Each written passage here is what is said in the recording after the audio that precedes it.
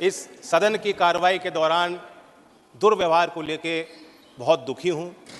आपने मेरी ही नहीं, देश की भावनाओं को व्यक्त किया। सभापति जी, आपने मुझे संरक्षण दिया। बड़ी अचंभा मुझे होती है कि हम चौधरी चरण सिंह जैसी शख्सियत को किसी गठजोड़ के बनने और तोड़ने और चुनाव लड़ने और जीतने तक सीमित रखना चाहते हैं। लेफ्ट, राइट, सेंटर में हम बटे रहेंगे तो ये देश के जो असली धरती पुत्र थे उनका आदर और सम्मान हम कैसे रख पाएंगे। मैं ये मानता हूं कि देश में जितने महान नेता आए हैं सब ने एक दूसरे से कुछ ना कुछ लिया है, सीखा है, प्रेरणाएं ली हैं। चौधरी चरण सिंह जी गांधीयन सिंप्लिसिटी को अपना असूल बना के उन्होंने जीवन जिया। महात्मा गांधी जी के ग्राम स्वराज को अपना, उनकी मूल फिलॉसफी का वो हिस्सा और चरित्र का हिस्सा रहा। लाल बहादुर शास्त्री की ईमानदारी, नैतिक, उनके चारित्रिक गुणों को उन्होंने अपने अंदर समाया। इस सदन के माननीय सदस्य पूर्व प्रधानमंत्री एच.डी. देवेगौड़ा, जैसे इनकी राजनीतिक पहचान खेती और किसानी से जुड़ी हुई है, उसी प्रकार से चौधरी चरण सिंह जी की पहचान भी खेती और किसानी और कामगार से जुड़ी हुई है।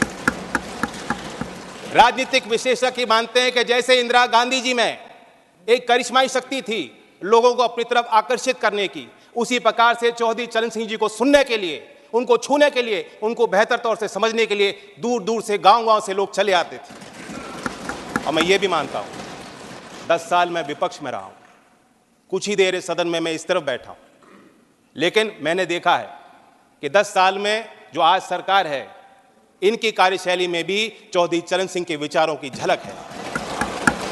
जब आदरणीय प्रधानमंत्री जी ग्रामीण क्षेत्र में शौच की दुर्व्यवस्थाओं पर प्रकाश डालते हैं, जब महिला सशक्तिकरण को अपना प्लेटफॉर्म भारत सरकार बनाती है और गांव-गांव में जागृति पैदा करती है, तो मुझे उसमें चौधरी चरण सिंह जी की बोली याद आती है।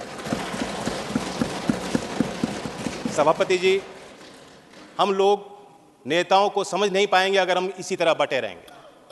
कुछ लोग, उनके अंदर भ्रम है, कुछ लोग ये भी कहते हैं, हम मानते हैं कि चौधरी चरण सिंह जी जाटों के नेता थे या सिर्फ किसानों की वकालत करते थे। ऐसा नहीं, वो विचारक थे और उनके इंटेलेक्चुअलिज्म पे जो टेरेंस जे बायर्स, जो प्रोफेसर थे oriental college in African studies London school में, यूनिवर्सिटी ऑफ लंदन में, उन्होंने किताब लिखी है चरण Singh 1902 to 87 an assessment.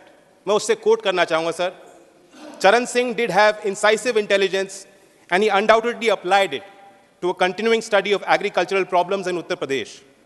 Judgment on whether he was an intellectual, of course, turns to one definition of intellectual. Sir, जो प्रधानमंत्री जी ने और भारत सरकार ने चौधरी साहब को भारत रत्न दिया है, मैं मानता हूं उससे 2 बड़े काम हो जाते हैं।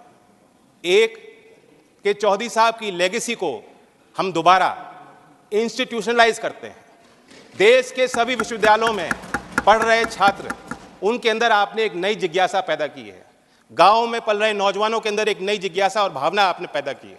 देश के अर्थशास्त्री और मुख्यधारा में जो लोग नीति निर्धारक हैं, आपने दोबारा उनको कहा है कि चौधरी चरण सिंह को आप स्टडी कीजिए, अपने स्टडी में शामिल कीजिए, अपने अध्ययन और विचार अनुसंधान में शामिल कीजिए।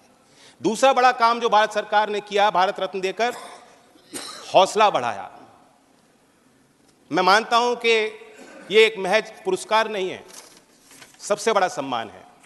और मैं जानता हूं कि आज की जो जीवन समस्या देश के सामने और चुनौतियां हैं, किसानों की समस्या हैं, भारत रत्न देकर उनका हल नहीं निकलता। लेकिन आने वाले सालों में झोपड़ में पैदा होने वाला व्यक्ति जब वो कहेगा अगर मुझ जैसा चौधरी चरण सिंह बन सकते हैं, भारत रत्न को मिल सकता है, तो मैं भी अपनी समस्याओं का समाधान खुद करने में सक्षम हूं। ये बहुत बड़ी जीत हासिल हुई है। मैं तो चाहता था कि, क्योंकि चौधरी साहब मेरे अकेले नहीं है, एक पार्टी की नहीं है, मैं अपील करता हूं कि उनके लंबे राजनीतिक और सामाजिक जीवन में जो भी शक्तियां उनके साथ आईं, जो भी नेता आज इस सदन में मौजूद हैं, उनको इस लेगेसी का हिस्सा वो भी हैं, जिम्मेदारी उनकी भी है। कोई वसीयत में कोई संपत्ति वो छोड़ के नहीं गए थे। आदमी तब तक जिंदा रहता है जब तक उनके विचार लोगों के बीच जिंदा रहते हैं। मैं उम्मीद करता हूं कि सभी दल के सम्मानित सदस्य गांव-गांव तक चौधरी चरण सिंह जी के विचारों को ले जाएंगे। और मैं फिर अपने तरफ से ऋणी हूं, कहना चाहता हूं, एक जमीनी सरकार जो जमीन की आवाज़ को समझती है और बुलंद करना चाहती है, ऐसी ही सरकार धरती पुत्र चौधरी चरण सिंह जी को भारत रत्न दे सकती है। धन्यवाद।